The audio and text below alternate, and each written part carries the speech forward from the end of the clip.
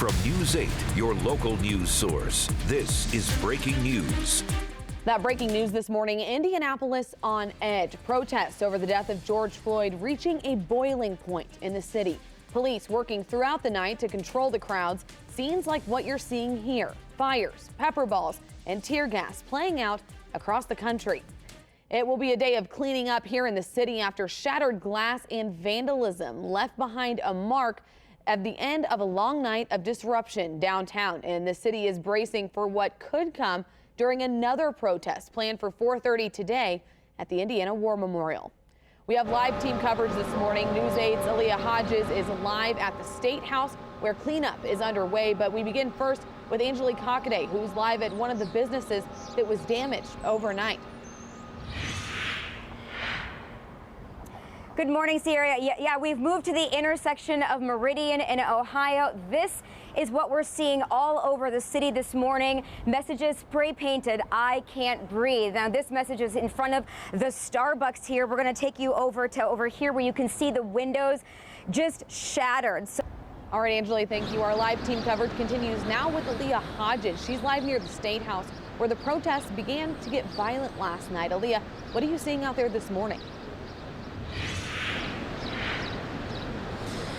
Hey, Sierra, I'm at the Monument Circle, and what I didn't show you last hour is the vandalism on the monument. You can take a look further down. It's a hashtag BLM. All right, Aleesa, thank you. We have received a statement from Mayor Joe Hogsett regarding last night's protest.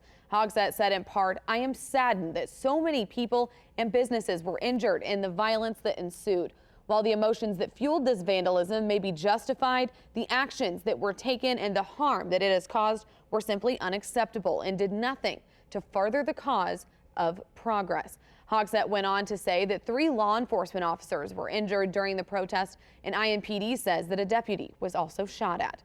Now to Minneapolis protesters as they defy the curfew, setting fires and looting for a 4th straight night.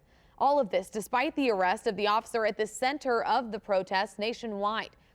Here you can see protesters at the Minneapolis Police Department 5th Precinct. Near that precinct, 350 Minnesota State troopers were called to try and clear the area and enforce that curfew.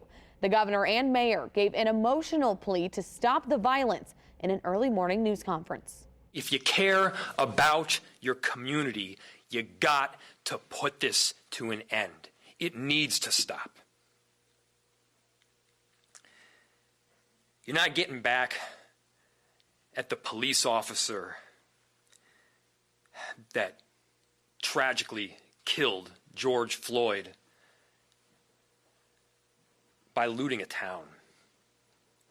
You're not getting back at anybody.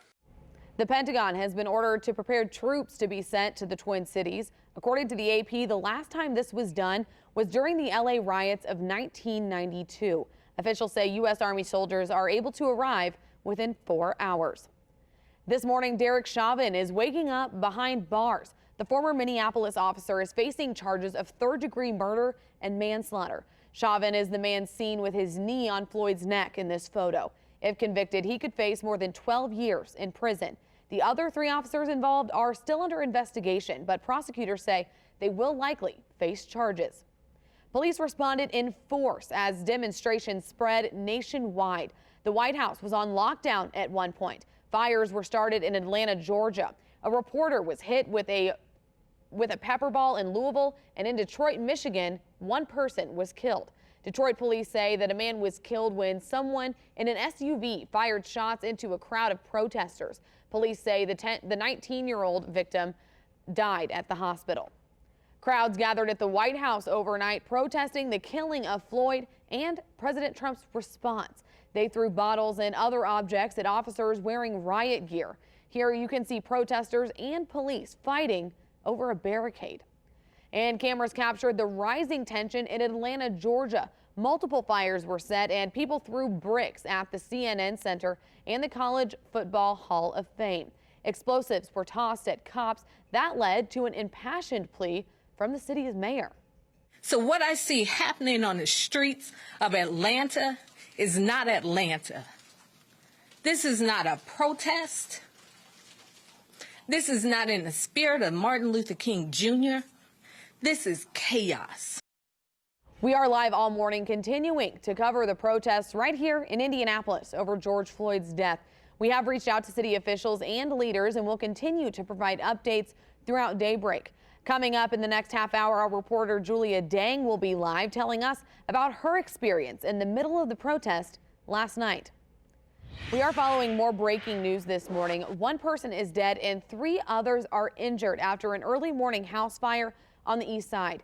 Indianapolis police say they were called to North Chester Avenue near Michigan Street and North Sherman Drive. When they arrived at around 3 this morning, they found a home on fire. Neighbors tell fire officials that they had smelled smoke but thought it was a bonfire. They then ran down the street and went into the home. Within seconds, they say they found 2 children who both were taken to Riley Hospital. A 7-year-old girl in critical condition and a 4-year-old boy in serious condition. When firefighters arrived, they found a 30-year-old man unconscious. He was taken to the hospital where he later died. Another 31-year-old man is in the hospital in stable condition. It's unclear right now how the fire started. It's just before 8:10, and Marcus, you've got some good news for us this morning. Some relief from that rain and humidity. The humidity is the big thing, right, Sierra? It was just muggy all week long. You feel a difference right now. We're hovering around 60 degrees. Nice warm up on the way, but won't be nearly as hot as what we had earlier in the week. A beautiful weekend forecast. That's coming up next. You're watching Wish TV, Indiana's only statewide TV news network.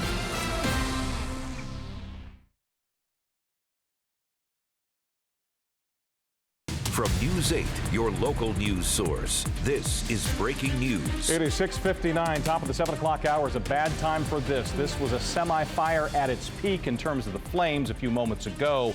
The westbound lanes of I-70 are shut down because of it. Looks like the fire has eased, but there are still big problems on a very important corner of our morning drive. Yeah, huge backups. Our mobile news tracker is there, has been there. Kevin Rotterman is providing those amazing pictures for us. Kevin, wow, look at this video you're showing us here. Tell us what you're seeing.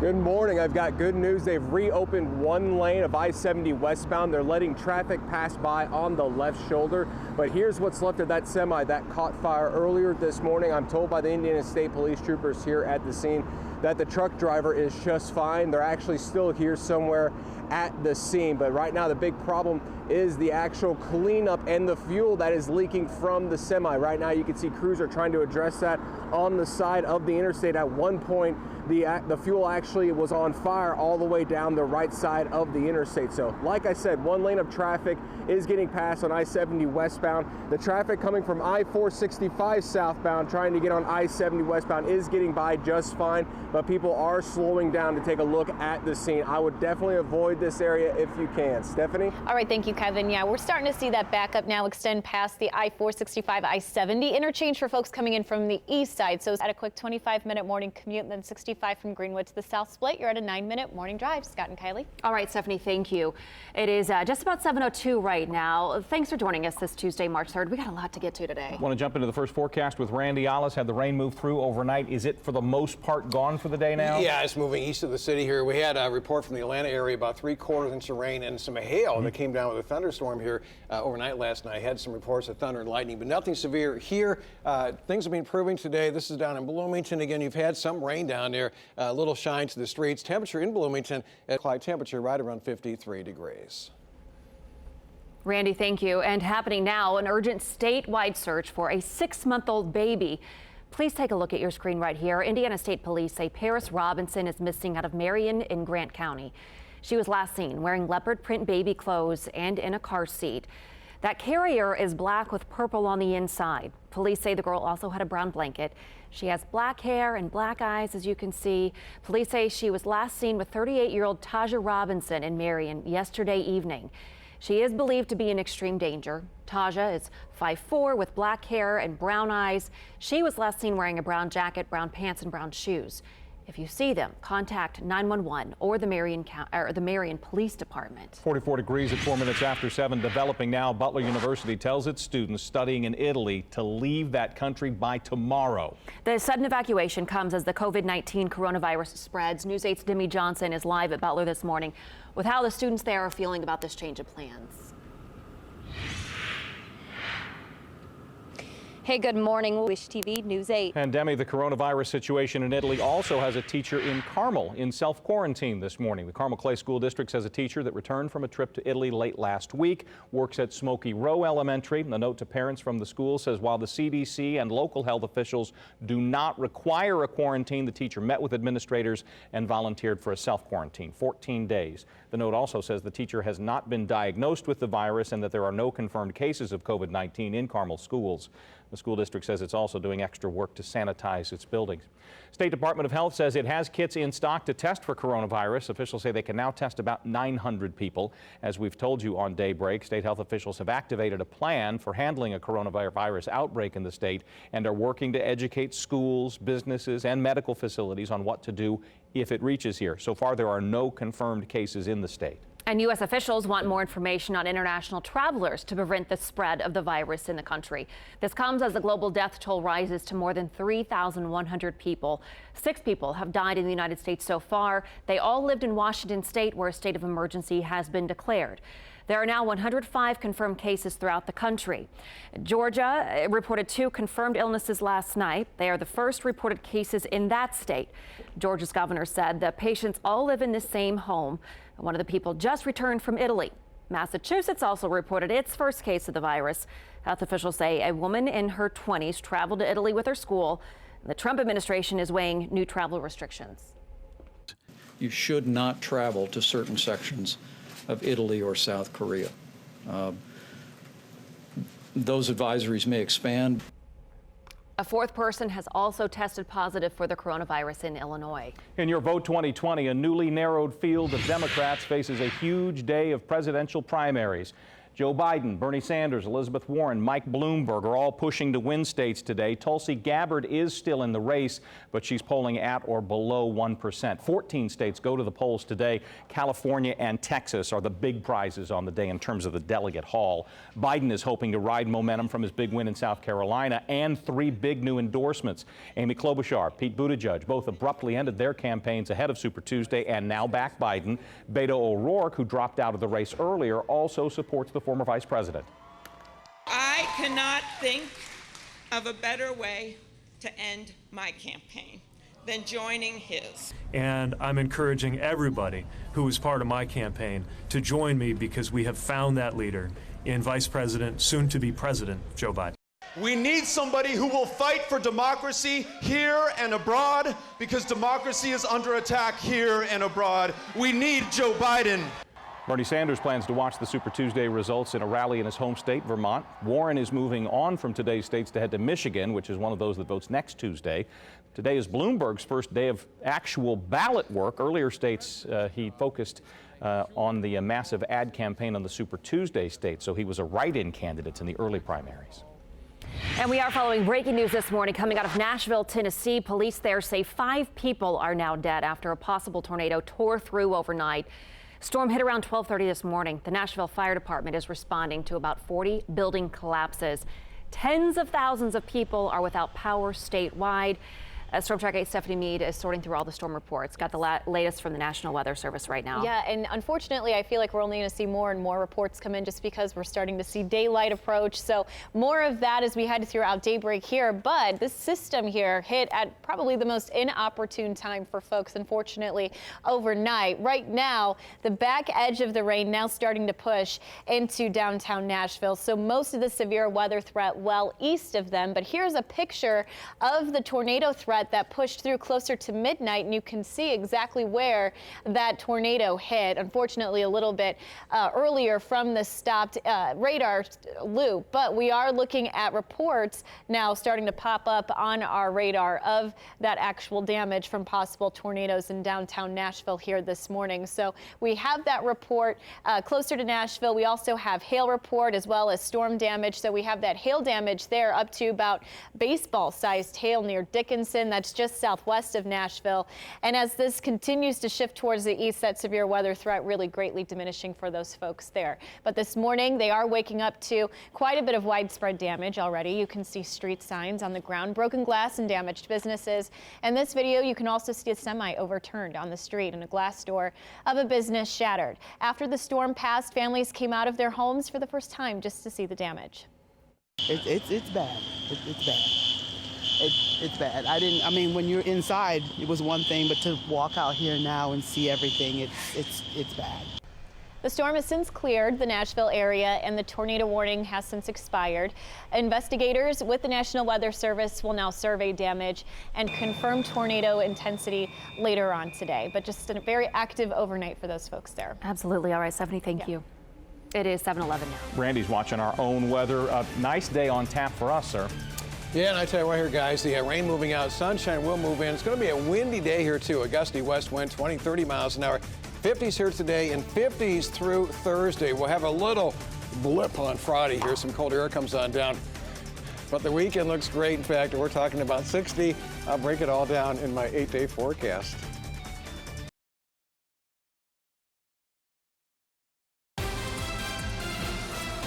Now on Daybreak, defying orders, why one tattoo parlor in Indianapolis says it will reopen today despite the city's schedule. Live sports return, the special tribute given to healthcare workers before the first NASCAR race. Another round of rain. Our Storm Track 8 team is timing out showers throughout the day. This is News 8's Daybreak. Hello, good Monday morning to you. It's May 18th. Thanks for spending time with Daybreak on Wish TV and listening this hour on WIBC. Let's get straight to Stephanie Mead with that first forecast. We heard the thunder and I saw those flashing lights of lightning overnight. Had some storms. Yeah, it was fairly active for us overnight. Downtown at a 20-minute commute and then 69 from Fishers to I-465 at a quick 4-minute trip. All right, Stephanie, thank you. It's 5:03. A Marion County tattoo parlor owner says he's going to open today despite Mayor Hogshead's orders. Tattoo shops fall under the personal services category, which are not supposed to open in Indianapolis and the county until at least June. News 8's Demi Johnson is live. What is the owner saying about reopening?